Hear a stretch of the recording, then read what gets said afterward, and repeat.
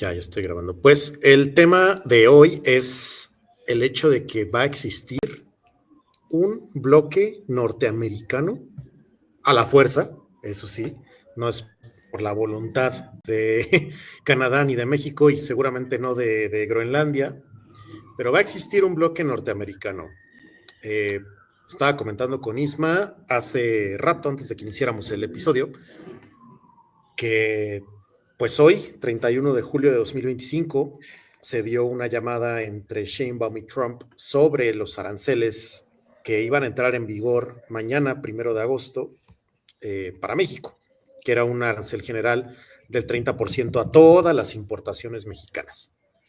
Este arancel no se llevó a cabo, se eliminó, se dio una prórroga, de hecho, de 90 días, luego de esta llamada de 40 minutos, sin contar que México está pagando un arancel del 25% al fentanilo, del 25% al acero, al aluminio y pues a la industria automotriz, exceptuando aquellas que son partes para coches que se ensamblan casi totalmente en Estados Unidos.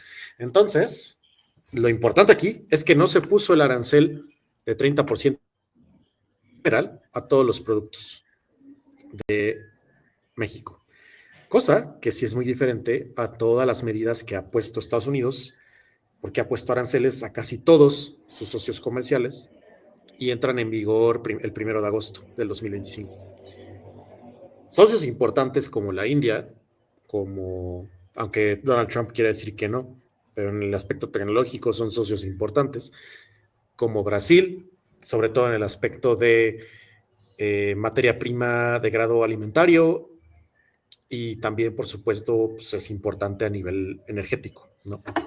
Y de eso tenemos ahorita un comentario que les vamos a hacer. El punto es que, y es lo que te decía hace rato, Isma, no sé si se acuerdan, audiencia, que por ahí del 2000, cuando Fox gobernaba en México y George Bush estaba allá en Estados Unidos, había como que esta propuesta de hacer una especie de unión norteamericana que fuera homóloga, similar a la Unión Europea, después pues de la firma y del ascenso del Telecán, ¿no? Extinto ya, por cierto. Esta unión, pues lo que comprendía era hacer un bloque supranacional de Canadá, México, Estados Unidos. Evidentemente pasaron muchas cosas después de las Torres Gemelas que no se llevó a cabo esto, y varios temas domésticos de los tres países. Pero hoy en día parece que se quiere retomar una idea similar a la de un bloque norteamericano fijo, pero ya no con la voluntad ni de México, ni de Canadá, ni de otros actores como Groenlandia, que sería Dinamarca en este caso. Voluntad de Donald Trump, del presidente de Estados Unidos, de hacer un bloque anti-BRICS, porque Donald Trump ya comprendió que el G7 está extinto, es prácticamente inútil en este punto, teniendo al G7 como aliado para los objetivos que tiene Donald Trump, porque Japón tiene una agenda en este momento que ya se está distanciando de Occidente para acercarse más a China, porque Francia y Reino Unido ya están reconociendo o van a reconocer ya al Estado de Palestina, lo cual los desalinea totalmente de la agenda pro-Israel que tenía el G7 anteriormente. Canadá también anunció que va para allá, sin embargo, yo creo que Canadá, yo creo que a la mera hora no lo va a hacer, esto del reconocimiento a Palestina, porque creo que lo van a apretar ahí Estados Unidos, pero bueno, ya veremos. En fin, el punto es que el G7 está extinto para Donald Trump. Necesita un bloque nuevo. Ha coqueteado ya con China, por ejemplo. De hecho, no sé si sabes tú, Isma, esto no te lo he contado, que le negaron el uso del espacio aéreo de Nueva York al presidente de Taiwán hace como 5 días.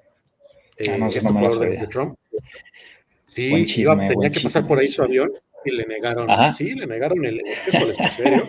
Eso fue Ajá. bueno, acabo de coquetear con Xi Jinping. De hecho, Xi Jinping invitó a Donald Trump a Beijing pronto, y pues él dijo que iba a ver si iba, así dijo, pero de paso, poquito después de eso, le bloquean el acceso aéreo al presidente de Taiwán, al espacio aéreo de Nueva York.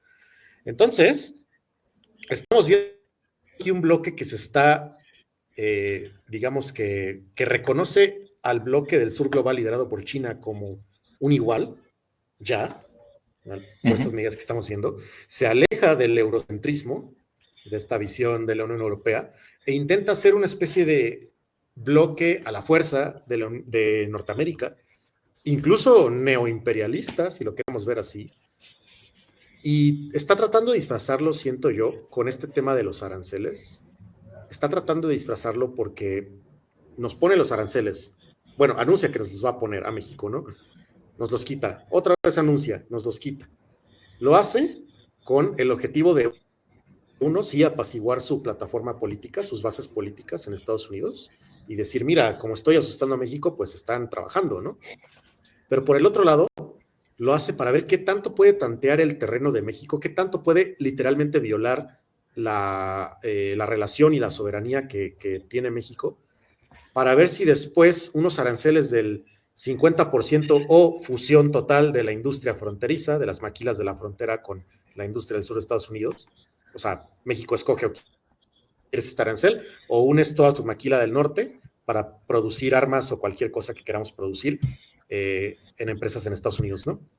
O incluso qué tanto lo puede tantear para ver si llega a meter botas en el suelo, botas norteamericanas en el suelo, con el objetivo supuesto de mandar soldados para combatir el narcotráfico, cuando en realidad podría ser para desmantelar células políticas de ciertas facciones que no les encantan.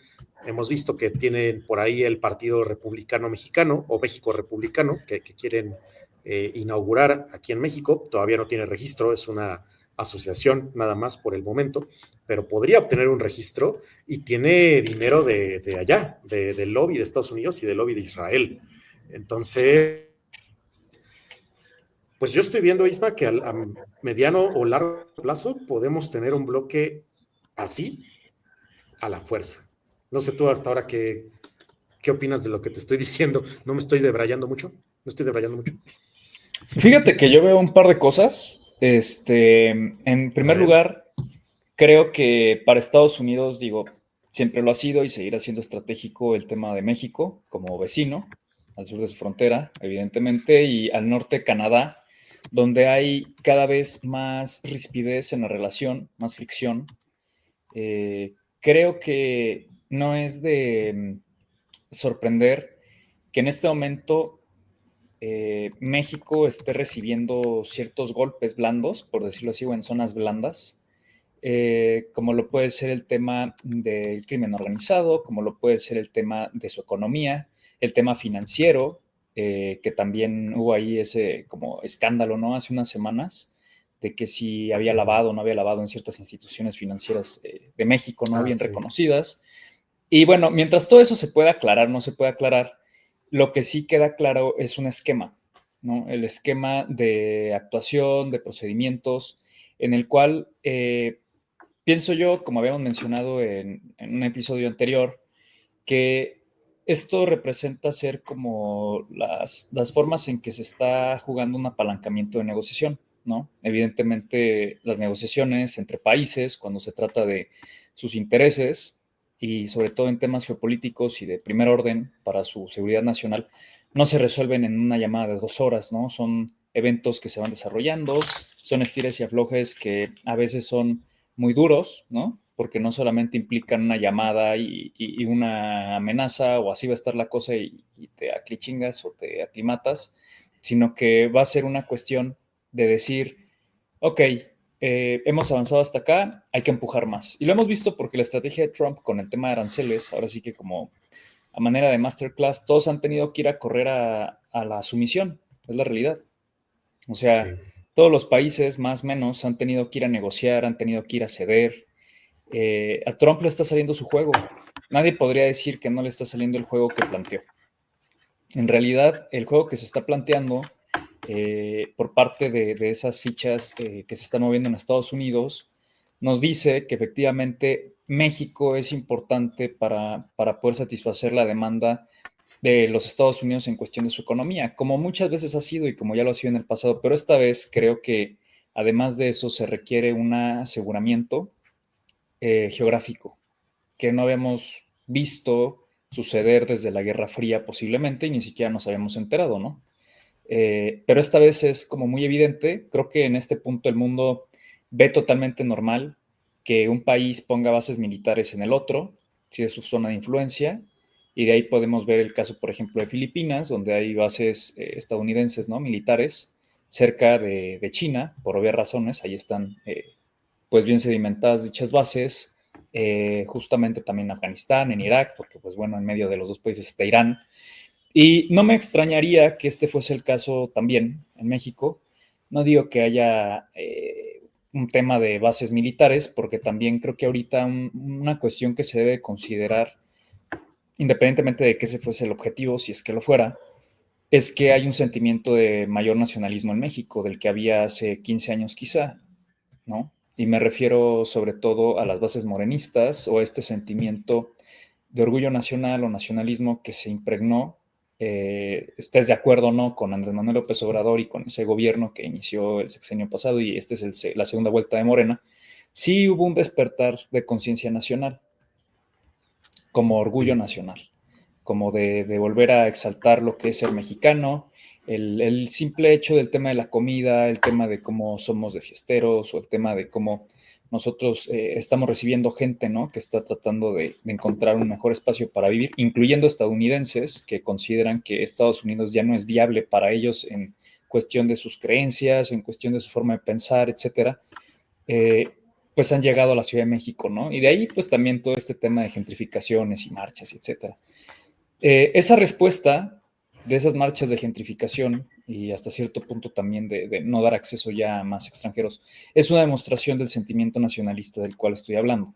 Es el epítome ya de un crecimiento, digamos, de sentimiento que fue incipiente y creció a partir de que gana Andrés Manuel López Obrador. ¿Por qué? Bueno, pues si no quiero que la audiencia diga, le debemos a Andrés Manuel López Obrador esto.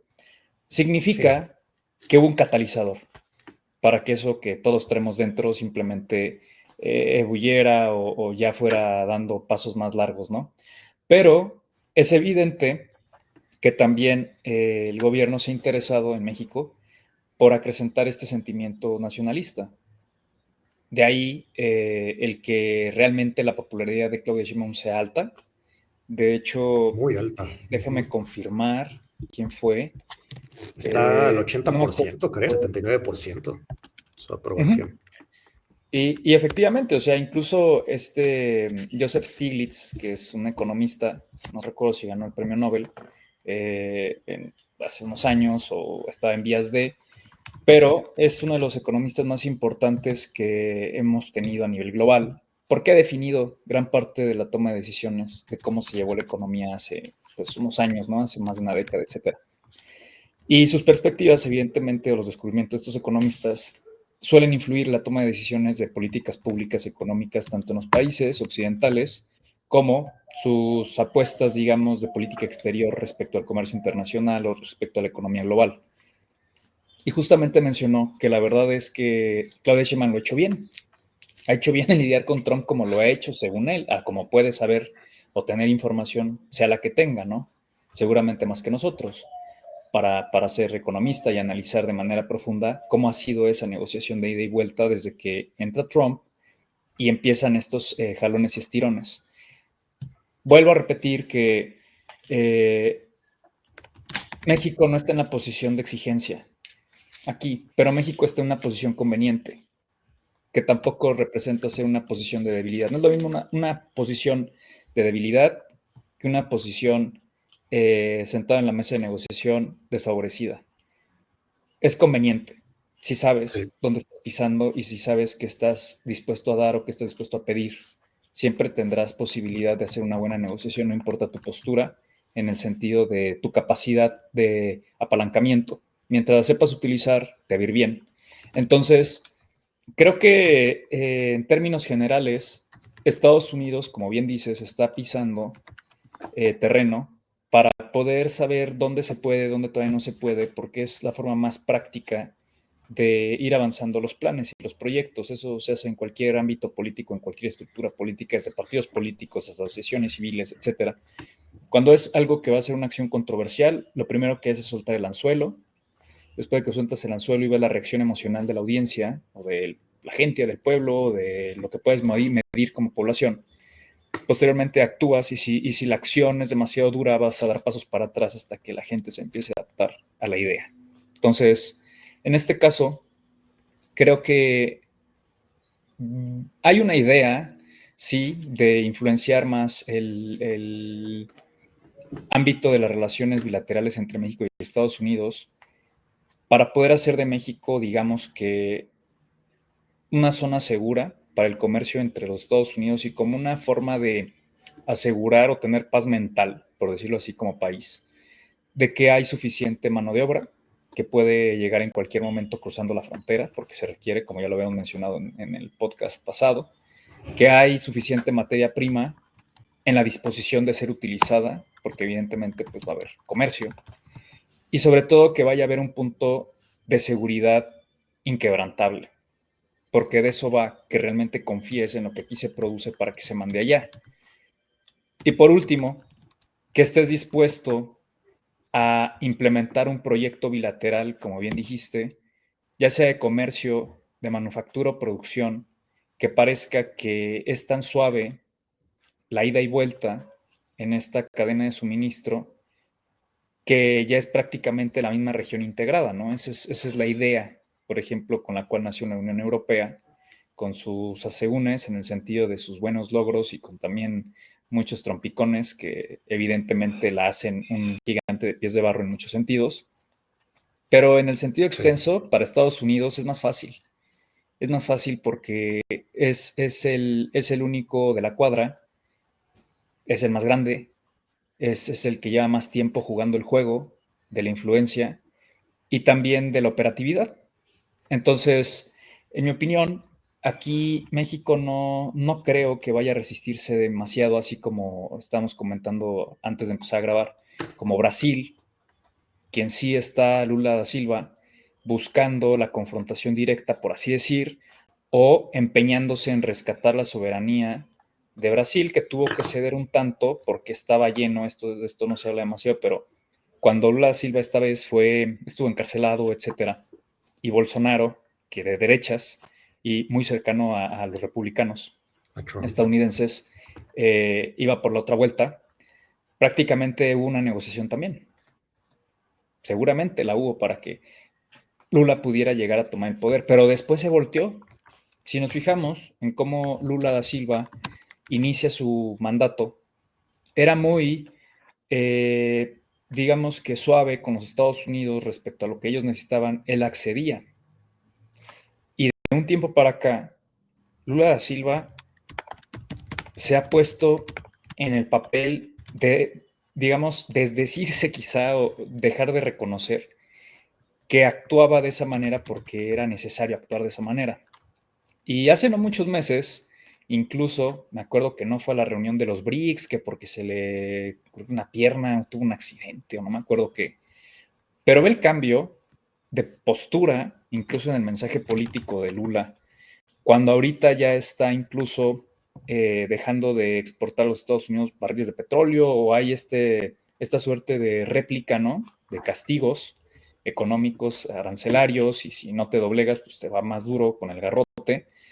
Sí. Y pareciera ser que Brasil ya se decidió irse con los BRICS. O sea, ya estaba en los BRICS como miembro fundamental. Pero estamos viendo una lanzada brasileña de decir, pues no vamos a ceder, no nos importa, nos vamos a alinear de una vez por todas con los BRICS al full. Y creo que esto no sé si estaba dentro de los planes de Trump, que es prácticamente lo que ocurrió cuando a Rusia se le acosa tanto, corre a los brazos de China. Y ahora resulta que también Brasil corre a los brazos de China. Y entonces, de alguna u otra manera, evidentemente cualquier acción va a tener una reacción. Y dentro de esta gran estrategia de envolvimiento o de divide y vencerás que está utilizando Trump a nivel económico y comercial, con de tratar acuerdos comerciales revisados, bilaterales, que ya no sean respecto al comercio multilateral, porque ese pues ya parece que no existe, ¿no? Aquí ya puede haber naciones más favorecidas que otras, y eso pues se supone que no debería de ser, de acuerdo al derecho económico, a la diplomacia económica, pero aquí ya no importa, aquí prácticamente es el aseguramiento de lo que pueda ser mis cadenas de suministro y mis necesidades, porque vamos hacia la guerra, ¿no? Esa es la conclusión. Entonces, creo que para darte la palabra, lo único que diría es, hay que observar cómo así, como caso ejemplar, el de Brasil, y cómo estamos actuando en México. Y creo que estamos malabareando bien. Podremos criticar mucho de lo que está ocurriendo en cualquier gobierno que haya pasado por la administración en México, por la administración federal y cualquiera, pero pienso que se está jugando con el nivel de inteligencia necesario de reconocer que estamos para poder sacar provecho de la circunstancia que va a ser obligada, ¿no? O sea, hay una Sí. circunstancia obligada que es esta vecindad con los Estados Unidos, y también que dentro de ello, cómo podemos nosotros dinamizar la economía de México. Y evidentemente te pusieron también o te encañonaron un poco en el sentido de decir, mira, esto puede pasar con instituciones financieras, mira, esto puede pasar con un estrangulamiento económico, mira, etcétera, etcétera. Y así funciona. Es una negociación dura porque es una negociación real.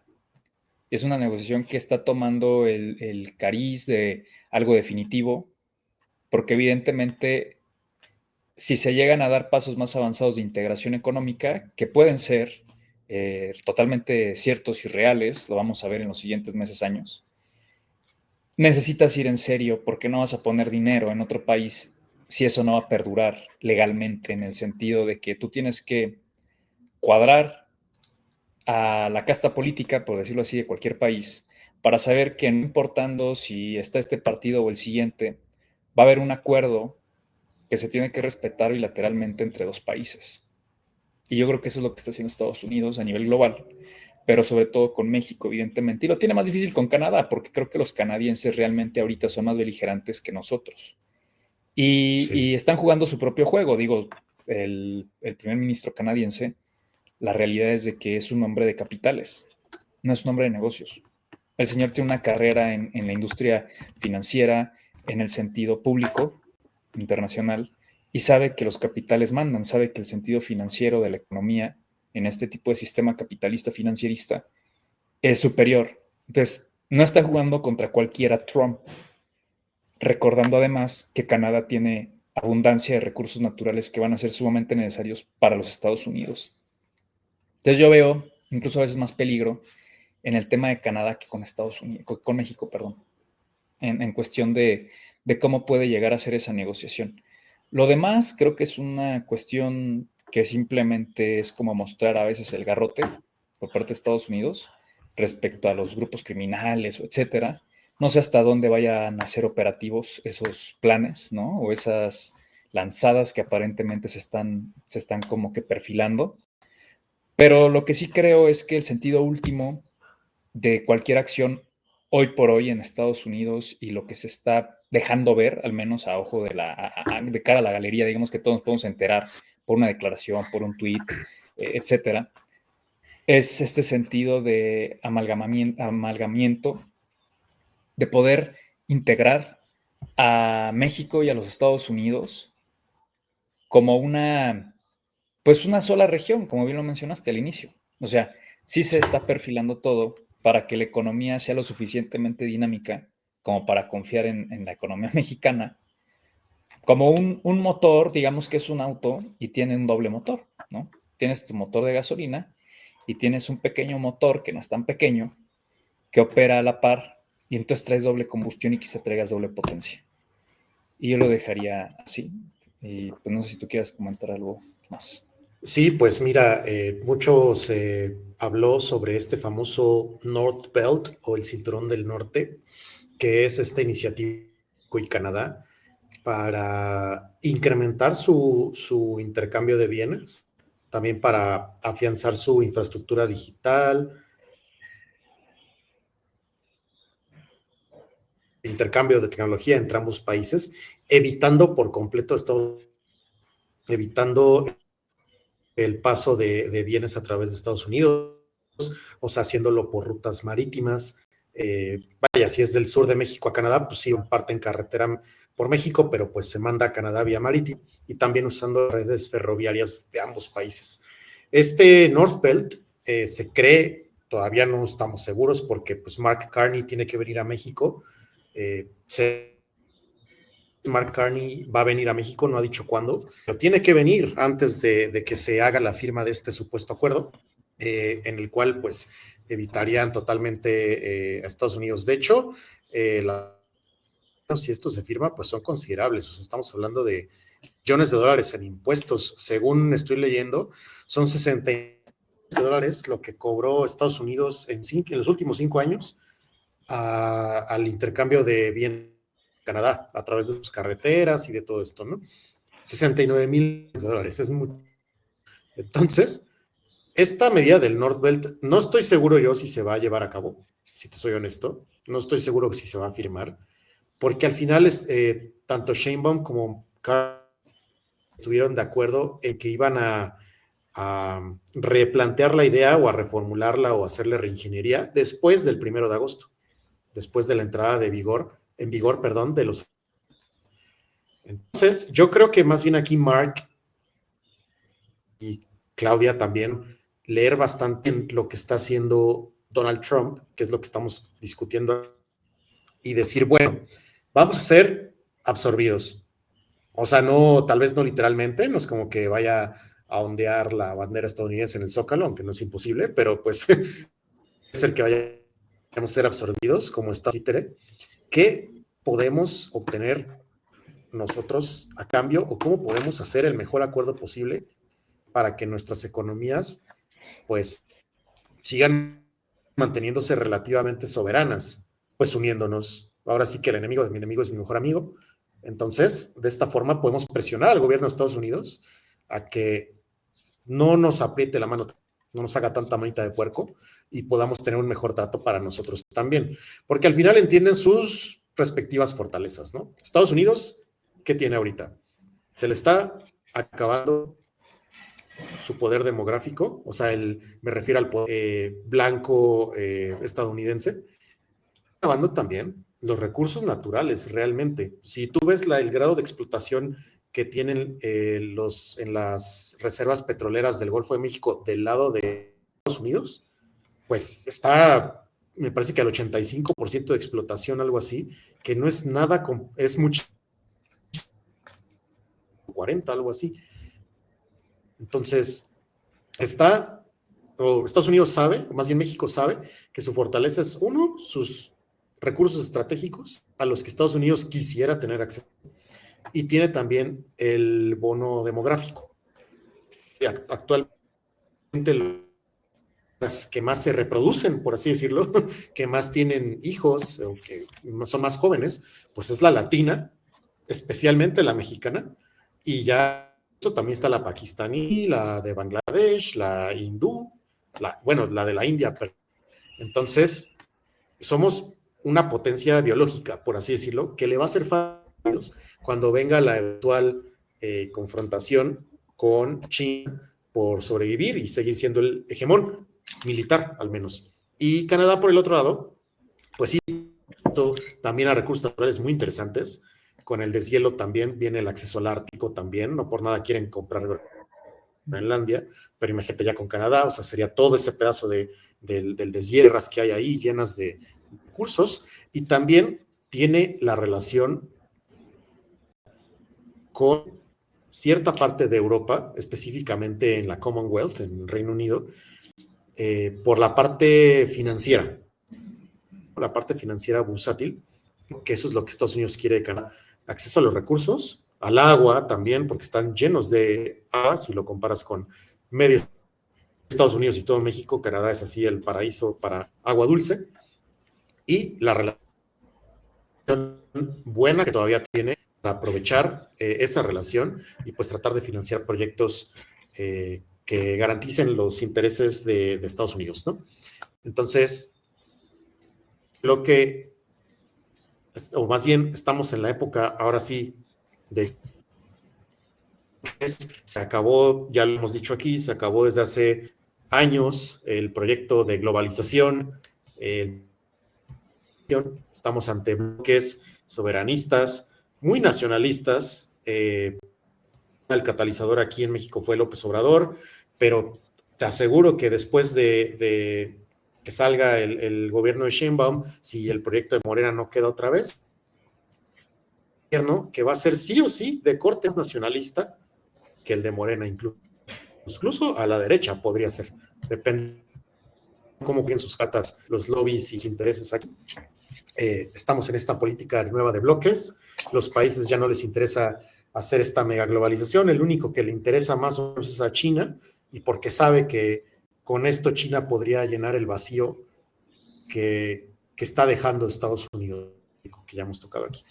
Entonces, yo creo que el North Belt fue muestra de esto, muestra de que México y Canadá saben que se va a hacer este bloque norteamericano sí o sí, nomás quieren llevarse un poquito más del pastel, un poquito más de glaseado del pastel y no quedarse con el pan seco, ¿no?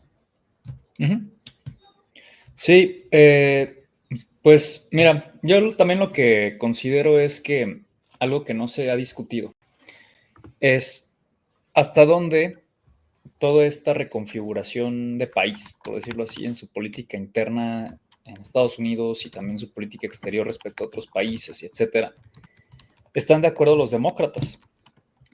Ahorita Ajá.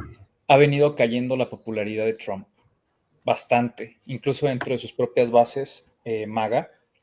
Las más conservadoras, pues no están muy de acuerdo con muchas de las cosas que está haciendo Trump o de los escándalos que están ahorita envolviendo, ¿no? O manchando su presidencia.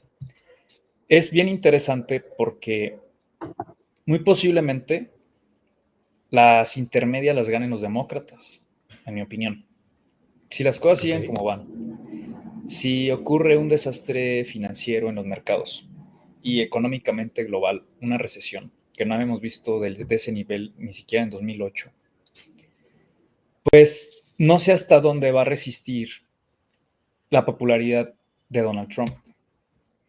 Y no sé si la gente, en medio de la supervivencia económica y financiera, considere que el que haya provocado esto, independientemente de si esto ocurra por la serie de decisiones que se han venido tomando, lo cual no creo, o sea, yo creo que estamos ya en tiempo límite para que haya una rotura de mercado a nivel histórico, o sea, son ciclos de mercado, la economía.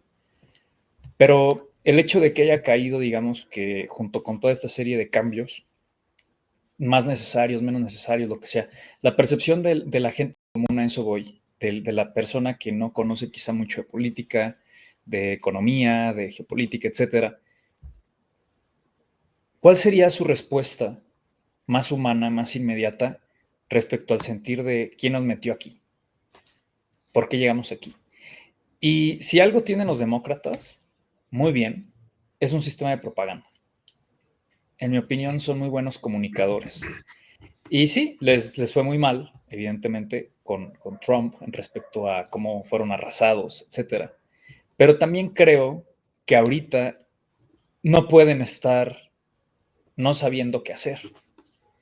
O sea, hay mucha capacidad en el lado demócrata para poder hacer un spin a esta situación si va a peor. Y ahorita a quien más le conviene que las cosas se vean muy mal o empiecen a desencadenarse eventos significativamente contrarios a lo que se pensaba o lo que Trump tiene planeado.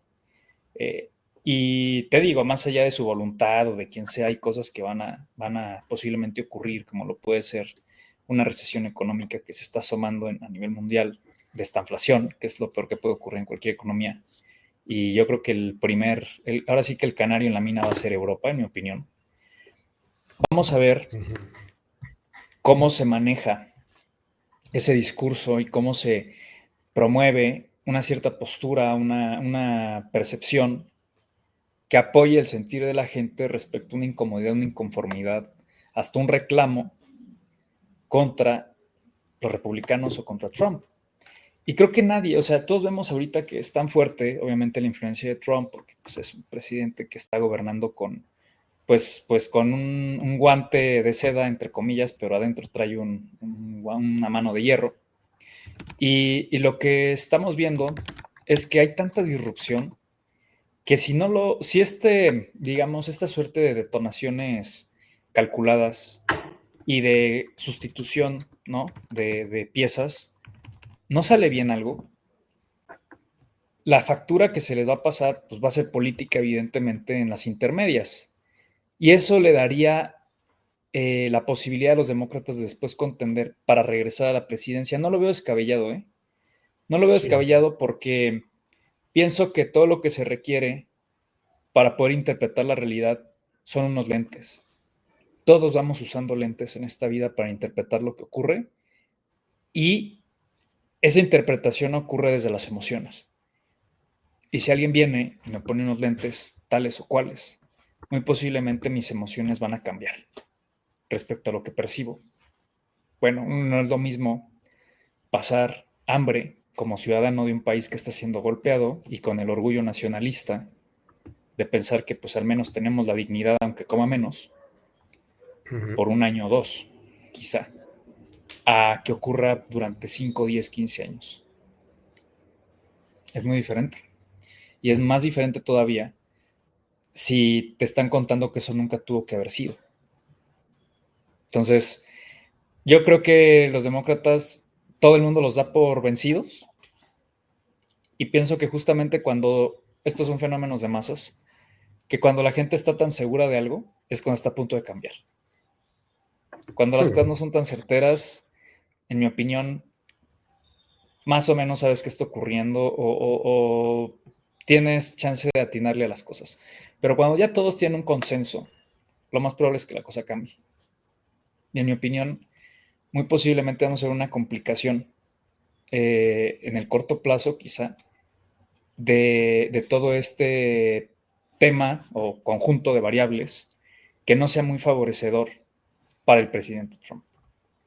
Y eso, pues, te digo, van a ser circunstancias quizá por encima de cómo están ejecutando, etcétera. O sea, hay cuestiones que son de mayor envergadura y que están por ocurrir. Y una de ellas, por ejemplo, y se me hace muy, muy curioso, es cómo inició Trump su mandato hace unos meses, ni siquiera lleva el año, ya unos 7, 8 meses.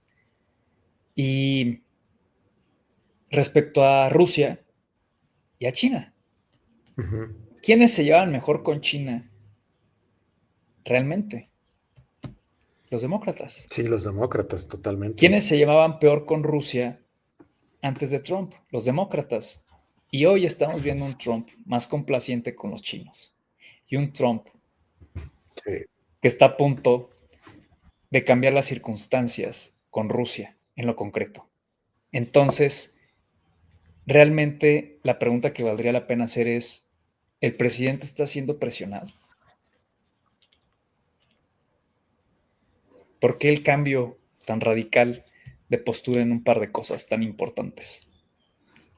Y entonces, especulando, si fuese así, ¿qué es lo que está en juego entonces? Sí. Y eso es lo curioso. Entonces, yo me quedaría ahí, o sea, esa es mi conclusión. ¿Hasta dónde realmente los planes de los Estados Unidos actualmente con esta administración, hacia dónde se dirige, con esos cambios que ya vemos implementados y funcionando, como lo son de que efectivamente Estados Unidos está ingresando históricamente en mayor nivel de dinero, ¿no? De recaudación por aranceles, lo cual él lo prometió y lo está cumpliendo? Pero, por otro lado, estamos viendo un cambio de discurso, entre comillas, pero sobre todo, y vamos a verlo, eso está por verse, de acción respecto a Rusia, respecto a China, y eso me parece más interesante, porque eso es realmente donde podríamos decir que cambió algo en la toma de decisión, algo que es real, no solamente el discurso, para tener contentas a las bases. Hay algo ahí que está en marcha, en mi opinión, que está cambiando la postura del presidente Trump.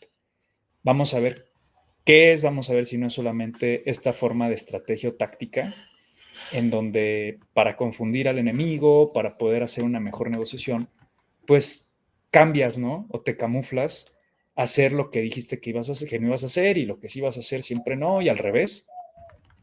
Entonces va a ser muy curioso porque lo que vamos a ver, yo creo que va a ocurrir en los siguientes 6 meses, ¿no? O sea, si vamos a ver la confirmación de todo esto que se dijo y se buscaba desde el inicio de la administración, o si va a dar marcha atrás y va a dar una vuelta en no. Sí. Sí, pues está por verse, ¿no? ¿Cuál va a ser la postura en la que se va a ir Donald Trump? Porque como bien dices, él empieza prácticamente con voy a arrasar con China, ¿no? I'm gonna beat China, todo este tipo de cosas. A sobajar a China con este coqueteo con Rusia en aquel momento para su campaña, que nunca se ha admitido, pero pues que se metió Rusia en las elecciones. Eh, y ahora, pues, cómo ha cambiado de parecer. Como bien dices, estamos viendo, hemos dicho en este episodio, estamos en un nuevo panorama internacional, nueva realidad de bloques, ya no globalistas, sino soberanistas y hasta cierto punto nacionalistas, y esa es la parte también un poco que espanta, que tal vez tocaremos en otro episodio aquí, con el acento pues de una especie de, no lo quiero decir, pero de una especie de nacionalismo, literal, como cierto partido. Entonces, pues sin más, los dejo con este episodio. Gracias por escucharnos y nos vemos en el siguiente episodio de Calabozos y Dragones. Gracias. Bye. Chao.